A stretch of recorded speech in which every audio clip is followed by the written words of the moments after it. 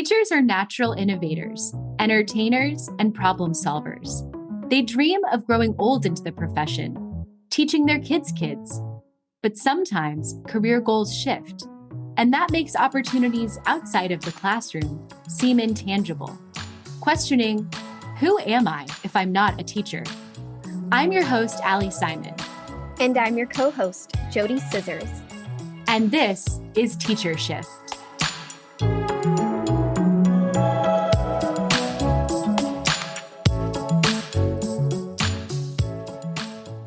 Every Thursday, we share a curated list of jobs. The list represents on-site, hybrid, and remote roles. Our intent is to create examples of great job opportunities for people who need specific work arrangements.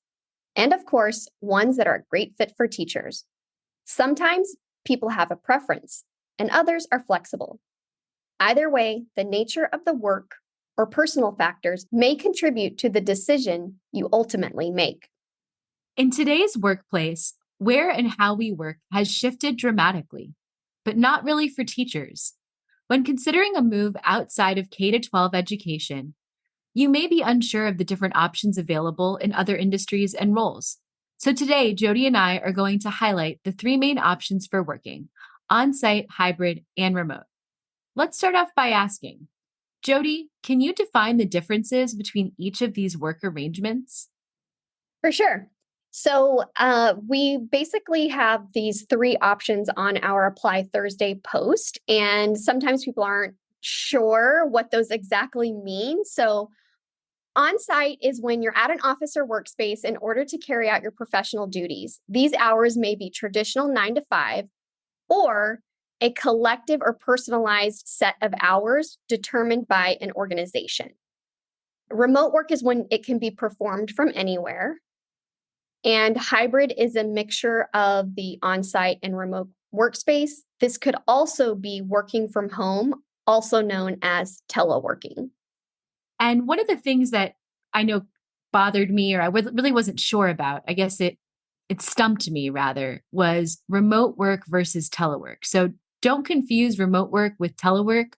A teleworker is different from a remote employee because there's occasionally some in-person office attendance required. So basically, if you telework, you're generally living close to the area where the office is, and you may be expected to go into the office sometimes. Another big difference is that a remote worker doesn't have to be located near where the main office is, as long as that job description doesn't say that. Occasionally, I have seen some remote jobs that'll say must live in the Atlanta metro area or must live in the DC metro area. And that might be because there could be like a biannual conference or an annual conference or, something that brings you to the area. But just remember that remote work is not telework and telework is not remote work for those reasons. Yeah, and some teachers may already have a connection with teleworking because some districts allow teachers to telework for grading and reporting. So they might have a chance to work from home to input grades, to do their grading, and it offers that type of flexibility. So it might be a concept familiar because, teachers are traditionally in a brick and mortar setting, but with the advancement of technology and I guess a deeper understanding of how work can be done when you're not on site at a school on a PD day or professional day, that this is a really good option for teachers.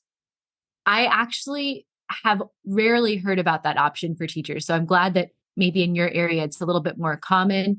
In the New Orleans area, I haven't really heard any teachers discussing that, but I have heard about it in other states. So it's nice if they could have, even if it's just one day a quarter where they get to telework on those days, that would be great. But, telework, remote work, hybrid work offers a different level of flexibility than on-site work, which is what most teachers encounter.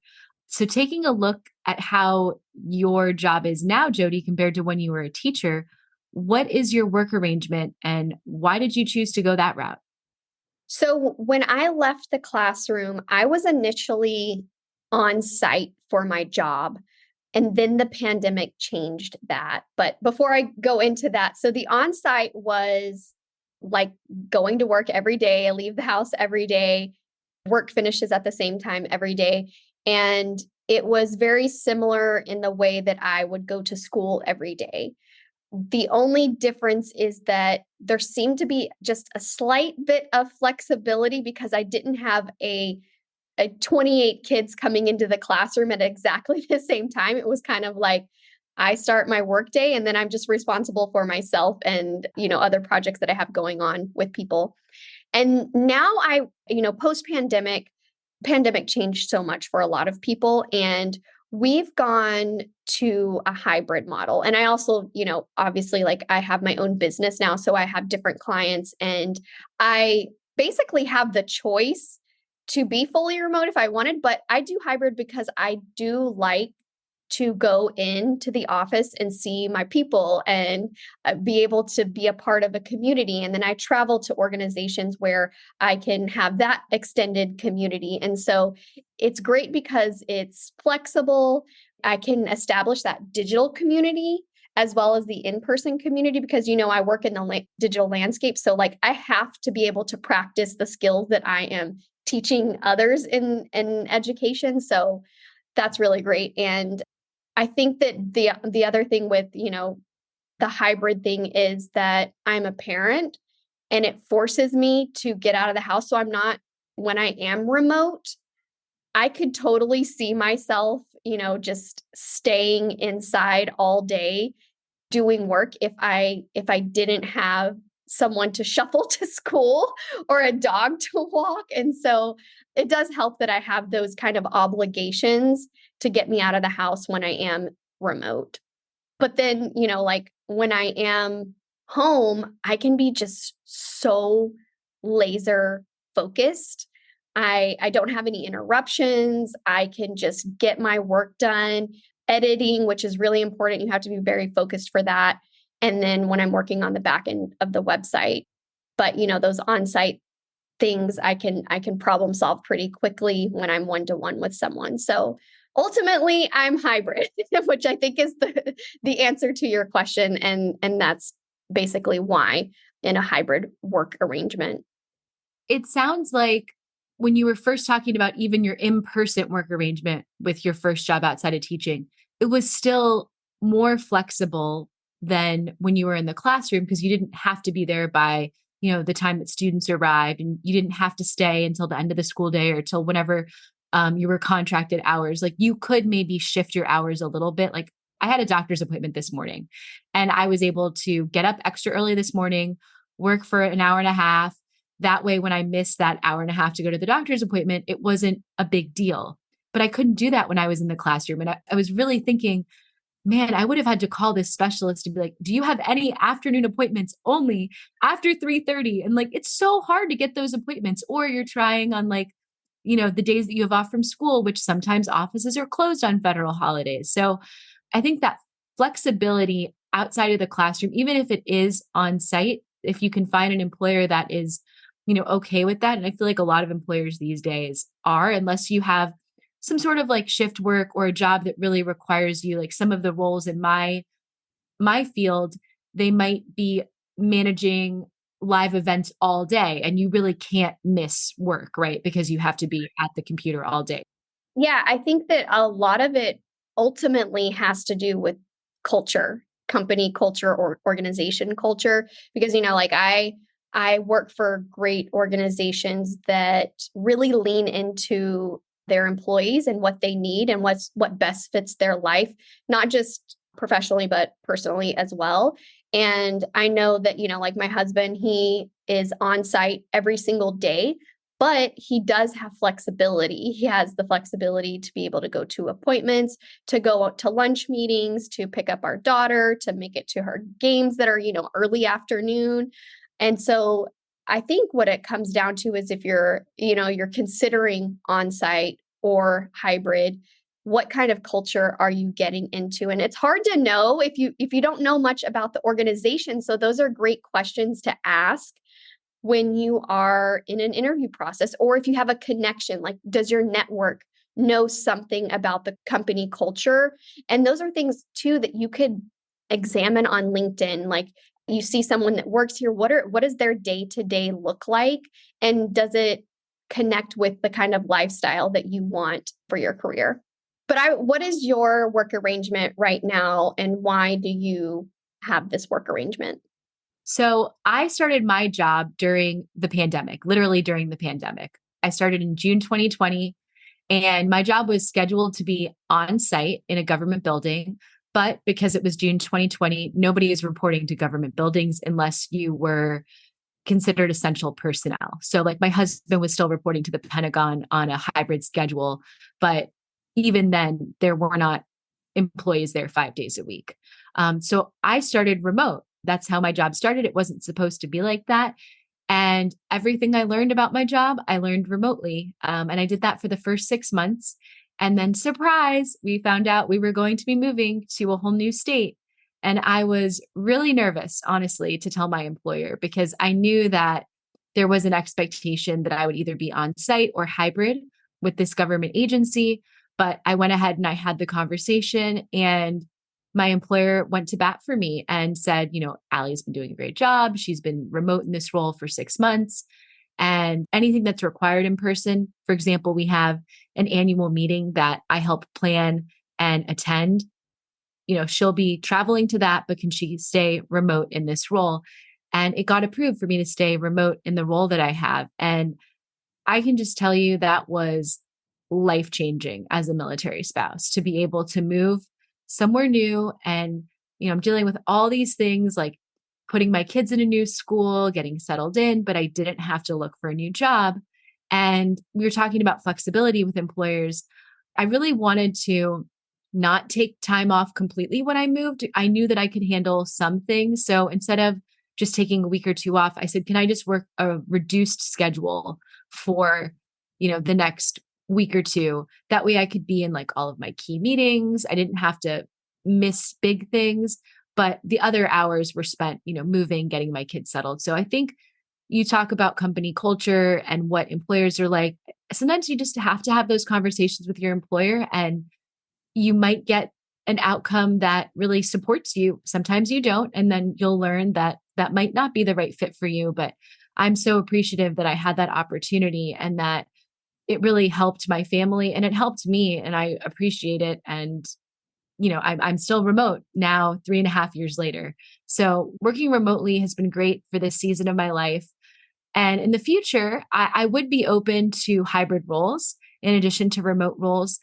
I miss working in person. I miss seeing colleagues. The program that I'm working on now, I finally met almost my entire team at an in-person conference earlier this year.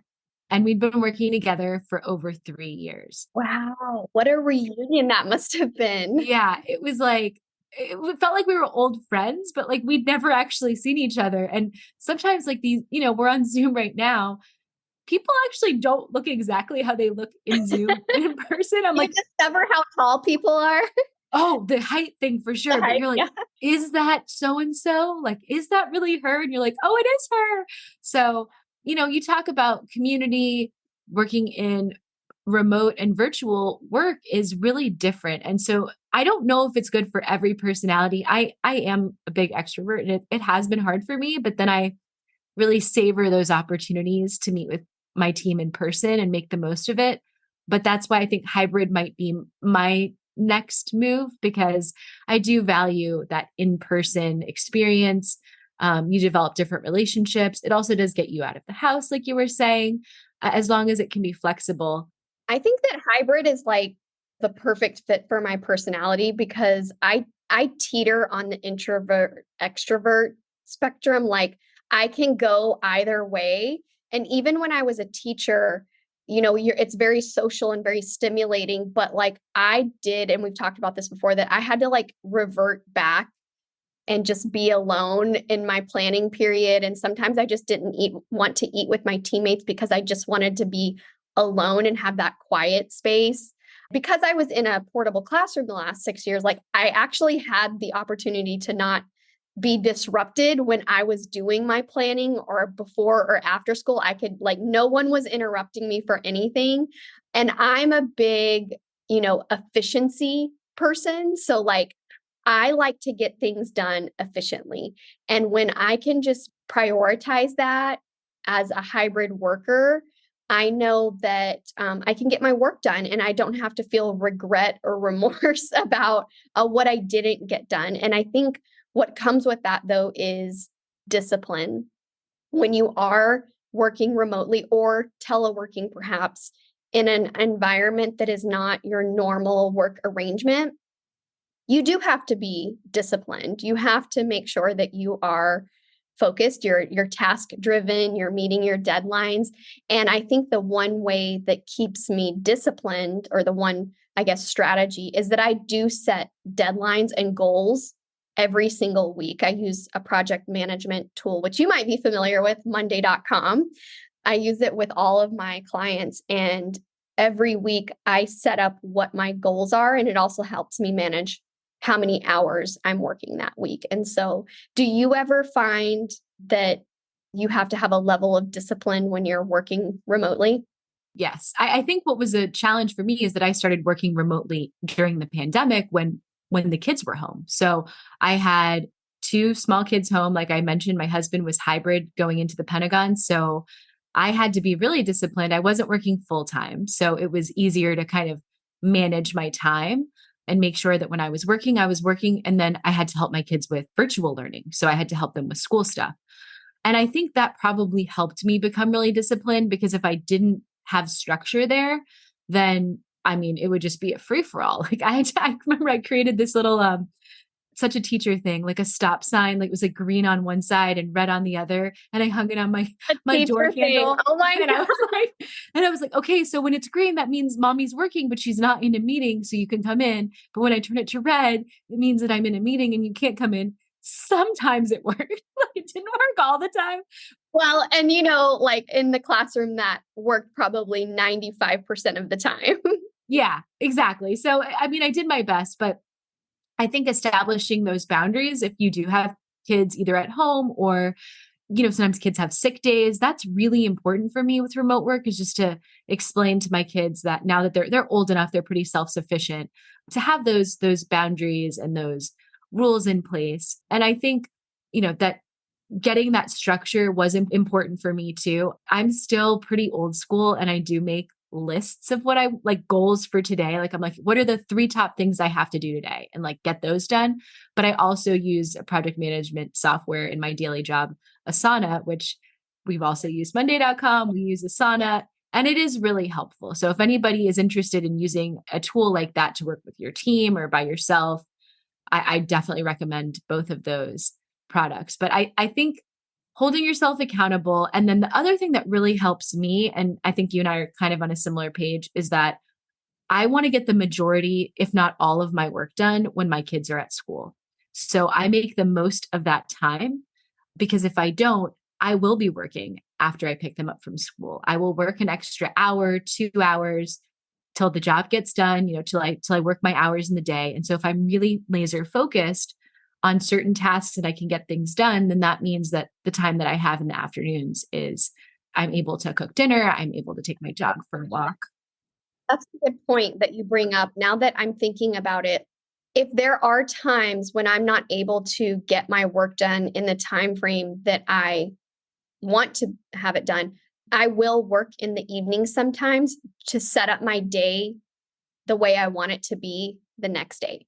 It rarely ever happens, but I did just this week. I had a moment where we had a server down and it delayed everything by 4 hours. And, I went and did all my, pick up from the bus and cooked dinner.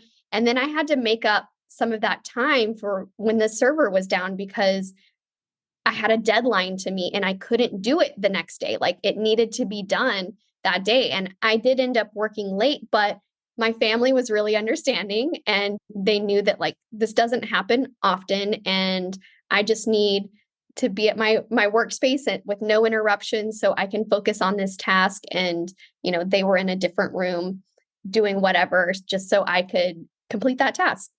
Yeah, I think when you work remotely or hybrid, you kind of have to reevaluate every couple of months too, because sometimes like I was working on a really intense project and I was having to work in the evenings and it took a lot of my time and it was becoming a bad habit. I was like, I don't like this. It's causing me a lot of stress. And I was like, what can I do to change things? So maybe I should try getting up earlier instead. I'd rather get up earlier. And then I'm just a morning person. So like that worked out better.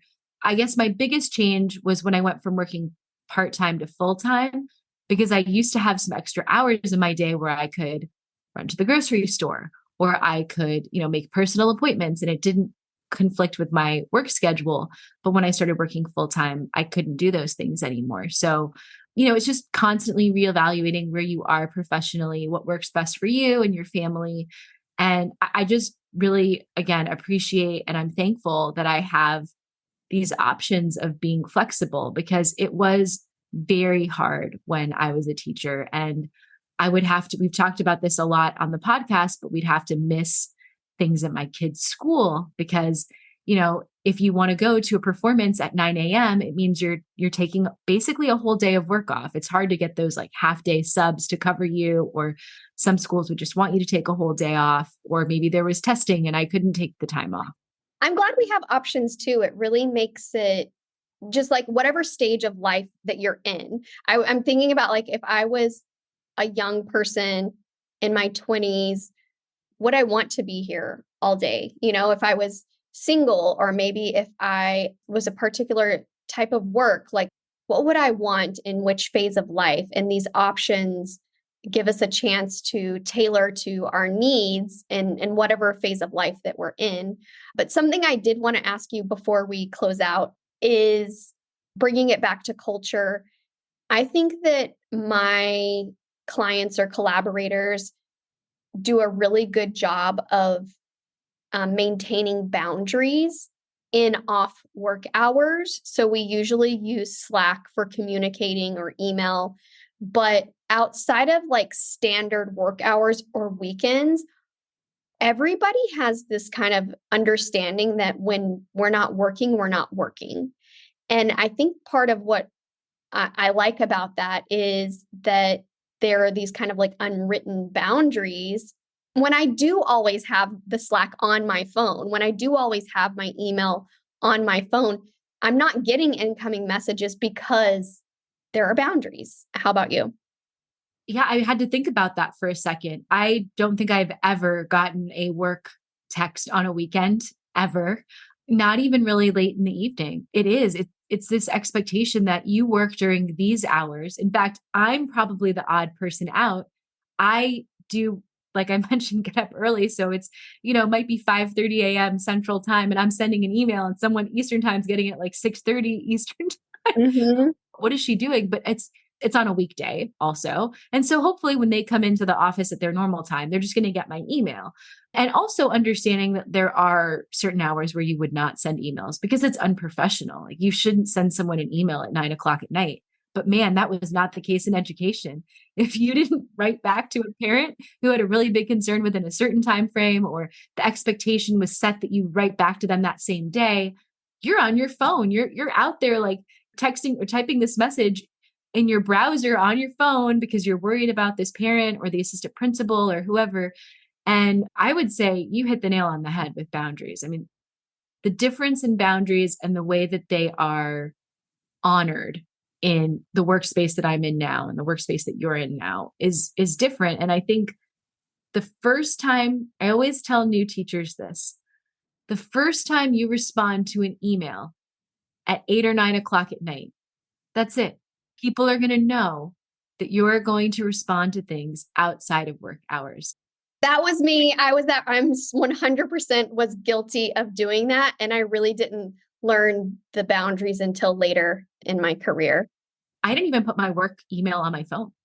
I would pull it up in the browser if I had to. You could like log in through the browser, but I didn't have it connected because I don't know. I guess I knew that, but sometimes I would obviously log in. So yeah, I think boundaries have been really essential in keeping a healthy work-life balance for me. And it sounds like they have for you too. The last thing I wanted to just drop in back to our hybrid remote on-site is that one of the things that people miss when they leave teaching is the time off. And so, taking time off to either visit family or to go to new places, it takes time to travel somewhere. hybrid and remote can kind of offer you that flexibility, especially like you were talking about maybe younger teachers, they're still single, or younger people. Or if you're like, you're in a new city, like, Yeah. I have a friend who I know is working remotely today. They're visiting another friend in Denver. They flew there last night. They're working remotely at their friend's house and they're spending the weekend there and they're flying home on Sunday. But, as a teacher, we wouldn't be able to do that. We'd have to take off the day on Friday, depending on what time our flight is. We have to take it off on Thursday. So it can kind of offer a little bit of a compensation, I guess, for not having that whole summer. Like you can make it work. You can kind of flex if you're able to, depending on your role. So I think it's a lot to consider, and just to really understand those roles. Be sure that you understand the difference between remote and telework, whether the company expects you to ever be in the office, because if you're not able to do that for some reason, you wouldn't want to take a job where you would be expected to go into the office. And I will say a trend that I've noticed in the Apply Thursday listings that we put together, is less and less totally remote roles. More and more are moving to hybrid. My friends that work in government organizations, they're moving to fuller work weeks, less hybrid time. And so things are changing. I wouldn't say it's going away completely, but it is harder to secure those roles. So just be mindful that we're seeing a lot more applicants for totally remote roles. We try not to post jobs that have 200 applicants or more, even 100 applicants or more. some of the ones that I saw this week were like 1,200 applicants for a remote role. It was crazy. So I'm glad you brought that up, because sometimes when we're in a transition, it might not be the most immediate work arrangement that we want, but it's a good start. Yeah, absolutely. Absolutely. And I think, just going into it, making an informed decision of what type of work is your ideal situation, but then also what type of work are you open to, and applying for those roles. But if you know that on-site is just not for you 5 days a week, then maybe that isn't a place that you should be spending your time applying for jobs. And I hope that this episode let our listeners take a deeper look into what the different options are for roles.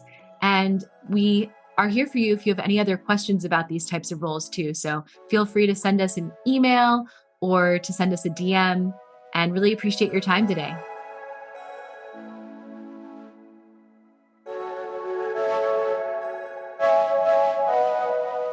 Are you interested in suggesting a topic for Teacher Shift, being a guest, or recommending a guest?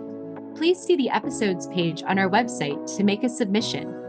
And if you'd like to write for us, see our blog page. If you liked Teacher Shift, give us a 5-star rating and follow us on Instagram, Facebook, Apple Podcasts, Spotify, and Amazon Music. Today's episode was written and recorded by me, Ali Simon, and my co-host, JoDee Scissors. Executive produced by Teacher Shift. Produced and edited by Emily Porter. Original music, Emoji by Tubebacker.